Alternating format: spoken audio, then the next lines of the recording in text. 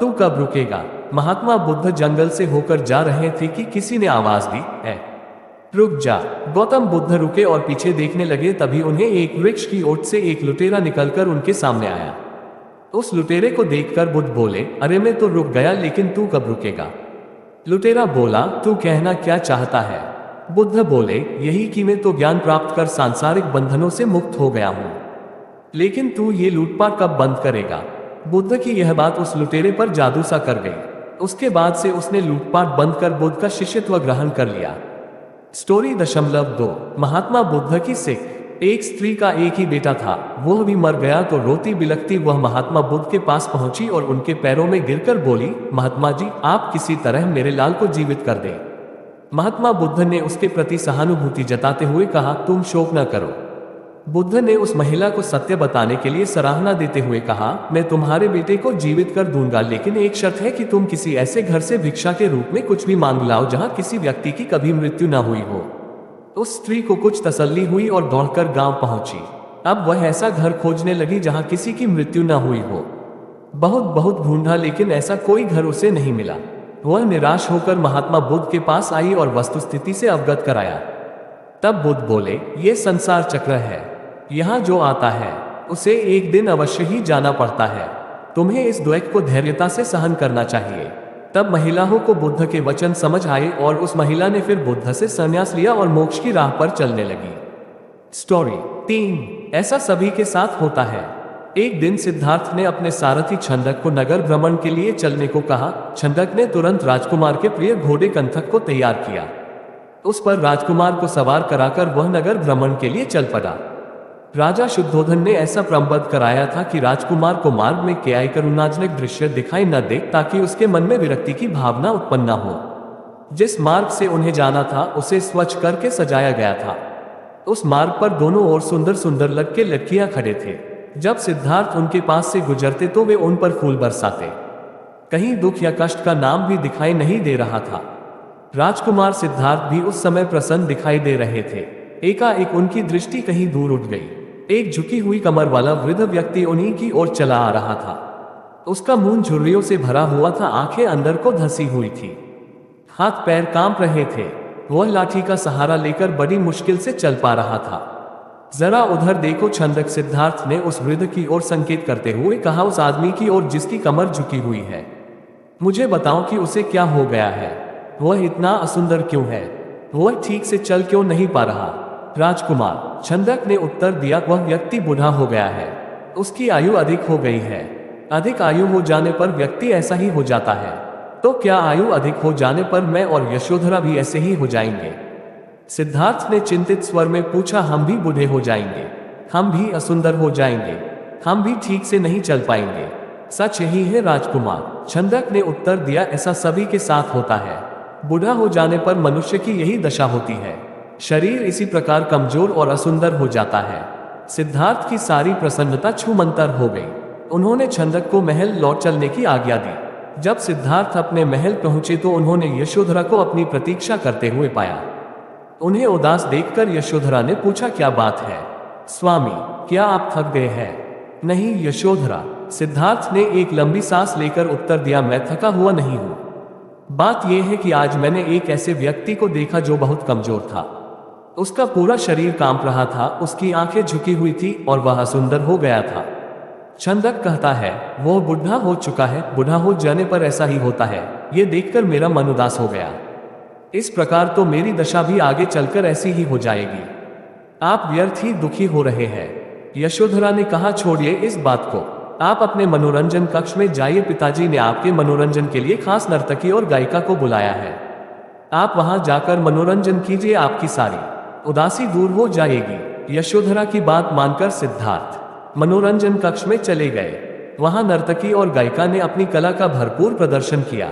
उन्होंने सिद्धार्थ की उदासी को दूर करने का पूरा प्रयास किया, लेकिन सिद्धार्थ की उदासी दूर न हुई। उनकी आंखों के सामने रह रहकर वही वृद्ध व्यक्ति घूम रहा था जिसे उसने मार्ग में देखा था। वह बार बार यह सोच रहा था कि क्या बूढ़ा होने से बचने का कोई उपाय नहीं है। कुछ दिनों बाद अचानक सिद्धार्थ ने पुनः भ्रमण की इच्छा व्यक्त की। इस बार छंदक एक रथ सजाकर ले आया। रथ पर सवार होकर सिद्धार्थ पुनः नगर की ओर भ्रमण की ओर चल पड़े।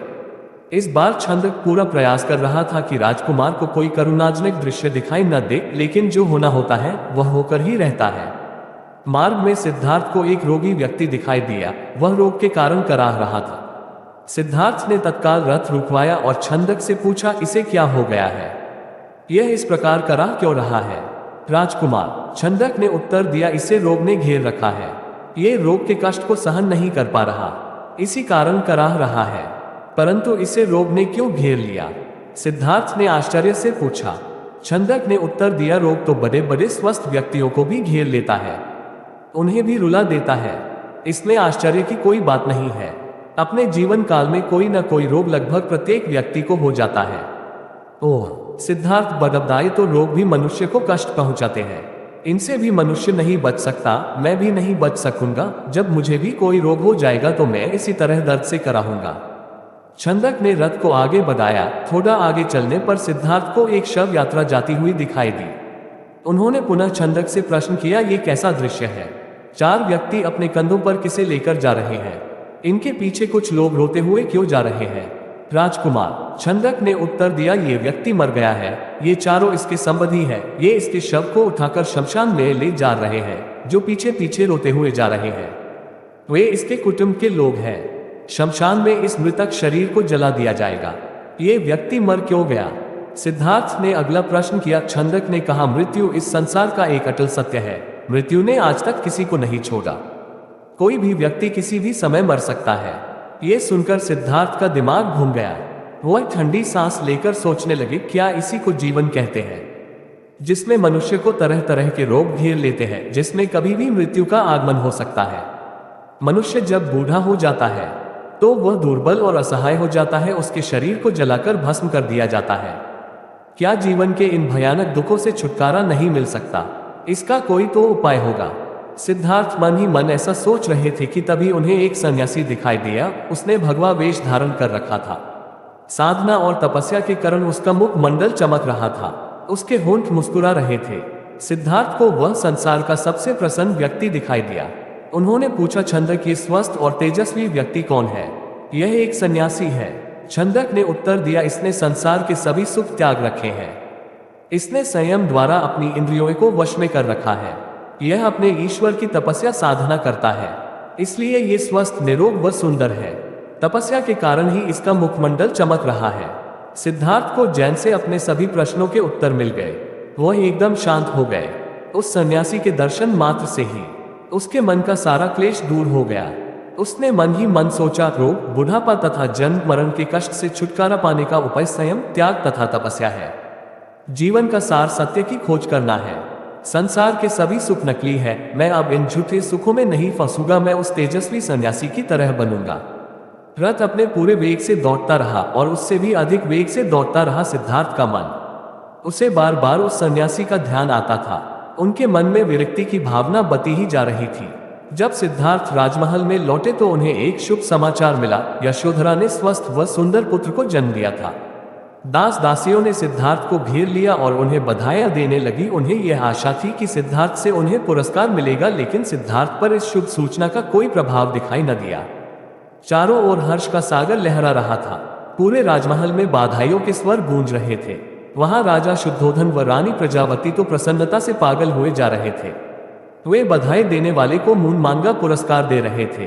कपिलवस्तु में नए राजकुमार के जन्म लेने के उपलक्ष्य में नाच गाने व उत्सव होने लगे, लेकिन सिद्धार्थ को उनमें कोई रुचि न थी। वह उदास अपने भवन में घूम रहे थे। उनके मन में संघर्ष चल रहा था। वे किसी भी उत्सव में सम्मिलित नहीं हुए। अपने नवजात पुत्र से भी मिलकर सिद्धार्थ को प्रसन्नता न हुई। उनका मन सब कुछ त्याग कर शांति व सत्य की खोज करना चाहता था। एक रात आषाढ़ की पूर्णिमा का चंद्रमा पृथ्वी पर अपनी शीतल चांदनी बिखेर रहा था। राजभवन में यशोधरा अपने पुत्र को छाती से लिपटाए सुख की निद्रा सो रही थी। दासियां भी अपना कार्य समाप्त करके गहरी निद्रा का आनंद ले रही थी। सिद्धार्थ अपने बिस्तर से एकाएक उठ खड़े हुए और भवन से बाहर चले गए। भवन से बाहर निकलकर वह सहसा ठिठके। उनके मन में एक बार यशोधरा व राहुल को देखने की इच्छा उत्पन्न हुई। वह वापस जाने के लिए मुड़े, परंतु जिस प्रकार कोई सर्प अपनी केंचुलिका उतार कर उसकी ओर नहीं देखता, वैसे ही सिद्धार्थ ने भी अपने मुंह को एक ही झटके से त्याग दिया। धीरे धीरे चलते हुए सिद्धार्थ वहां जा पहुंचे जहां उनका सारथी छंदक सो रहा था। सिद्धार्थ ने उसे जगाया। छंदक ने चौंक कर अपनी आंखें खोली। वह निकट बंधे कंथक घोड़े ने भी हिनहिना कर सिद्धार्थ की ओर देखा। राजकुमार, छंदक ने नम्रता से आश्चर्य से कहा, आप और यहाँ, वह भी रात के इस समय, सब कुछ ठीक तो है ना? छंदक, सिद्धार्थ ने आदेश दिया, तुरंत रथ तैयार करो, मैं इसी समय राजभवन से बाहर जाना चाहता हूँ। छंदक ने ध्यानपूर्वक सिद्धार्थ की ओर देखा। वह कुछ पूछना चाहता था परंतु पूछने का साहस न कर सका। रथ को तैयार करके वह सिद्धार्थ के निकट ले आया। सिद्धार्थ रथ पर सवार हुए तथा छंदक को नगर से बाहर वन की ओर चलने के लिए कहा। चारों ओर गहरा अंधकार था, वहां सन्नाटा छाया हुआ था। जंगली जीव जंतुओं की आवाजें कभी कभी सन्नाटे को भंग कर देती, वातावरण बहुत डरावना हो जाता। घने जंगल के निकट सधियोत ने छंदक को रथ रोकने का आदेश दिया। रथ रुकते ही सिद्धार्थ नीचे उतर आए। सामने ही यमुना नदी अपने पूरे वेग से बह रही थी। उस समय वे अनुप्रिय नामक स्थान के निकट खड़े थे। सिद्धार्थ ने अपनी राजसी वेशभूषा उतार दी, साथ ही उन्होंने एक एक करके अपने आभूषण भी उतार दिए। अपने वस्त्र व आभूषण उन्होंने छंदक को दे दिए तथा लौट जाने का आदेश दिया। छंदक सिद्धार्थ के पैरों में गिरकर फुट फूट कर रोने लगा। वह हाथ जोड़कर कहने लगा, यह आप क्या कर रहे हैं राजकुमार? जब आपके माताजी व पिताजी को आपके सन्यासी बन जाने की बात का पता चलेगा तो उन पर दुखों का पहाड़ टूट पड़ेगा। रानी यशोधरा पर क्या बीतेगी? आप अपना निर्णय बदल लीजिए, मेरे साथ राजमहल लौट चलिए। नहीं छंदक, सिद्धार्थ ने सुंदर व सुगंधित बालों को काटकर कहा, मैं अब नहीं लौटूंगा। मैंने सोच विचार करके ही यह निर्णय लिया है। मैं सत्य व ज्ञान का मार्ग खोजना चाहता हूँ जिससे मानव शांति पा सके। तुम आंसू पोंछ लो और राजभवन लौट जाओ। छंदक को सिद्धार्थ की आज्ञा का पालन करना पड़ा। उसने सिद्धार्थ का चरण स्पर्श किए, उनके कीमती वस्त्रों व आभूषणों को रथ में रखा और कपिलवस्तु की ओर चल पड़ा। जिस समय छंदक राजभवन में लौटा, सुबह का प्रकाश चारों ओर फैल चुका था। राजा शुद्धोधन बाग में भ्रमण कर रहे थे। जब उन्होंने सिद्धार्थ का खाली रथ देखा तो उनके माथे पर बल पड़ गए। उन्होंने क्रोध से छंद की ओर देखा और पूछा, तुम बिना बताए सिद्धार्थ का कहाँ ले गए थे? वह इस समय कहाँ है? छंदक ने रोते हुए वह पूरी बात बता दी। फिर रथ से सिद्धार्थ के कीमती वस्त्र व आभूषण लाकर उन्हें सौंप दिए। शुद्धोधन उन वस्त्र आभूषणों को छाती से लिपटाकर फूट फूट कर रोने लगे। उन्होंने कहा, विद्वान पंडितों व ज्योतिषियों की भविष्यवाणी आज सच हो गई। मेरा बेटा संसार के सभी सुखों को ठुकरा कर सन्यासी बनने चला गया। रानी प्रजावती को जब इस बात की सूचना मिली तो वह पछाड़ खाकर गिर पड़ी। जब यशोधरा तो पता चला तो वह भी इस बात को सहन न कर सकी। वह विलाप करने लगी, है स्वामी, तुम बिना कहे ही घर छोड़कर चले गए। मुझसे कम से कम एक बार मिल तो लेते। क्या मैं इस योग्य भी नहीं थी? क्या तुम्हें अपने छोटे से पुत्र का भी ध्यान नहीं आया? कम से कम उससे तो मिलकर जाते। इसके बाद यशोधरा ने भी राजसी वेशभूषा उतार फेंकी। केवल सुहाग चिन्हों को छोड़कर उसने सभी आभूषणों का त्याग कर दिया। वह साधारण भोजन करती तथा पृथ्वी पर सोती। उसकी ये दशा देखकर प्रजावती बहुत दुखी होती। वह यशोधरा को छाती से लगाकर रो पड़ती और अपने स्वास्थ्य का ध्यान रखने के लिए कहती, ये तेरे खेलने खाने की आयु है बहू। वे यशोधरा से कहती, परंतु तूने तो सिद्धार्थ की तरह ही संसार के सभी सुख छोड़ दिए। क्या ये ठीक है? इस तरह रहने से क्या तुम बीमार नहीं पड़ जाओगी? तब राहुल की देखभाल कौन करेगा? माताजी यशोधरा उत्तर देती, मेरे पति अब सन्यासी बन चुके हैं। वे पृथ्वी पर शयन करेंगे तथा जंगली फूल फलों का भोजन करेंगे। ऐसे में भला राजभवन में सुख के साथ कैसे रह सकती हूँ? आप कृपया दुखी न हो। राहुल में ही इसके पिताजी की छवि को देखें, इससे आपको शांति मिलेगी। प्रजावती राहुल को छाती से लिपटा कर रो पड़ी।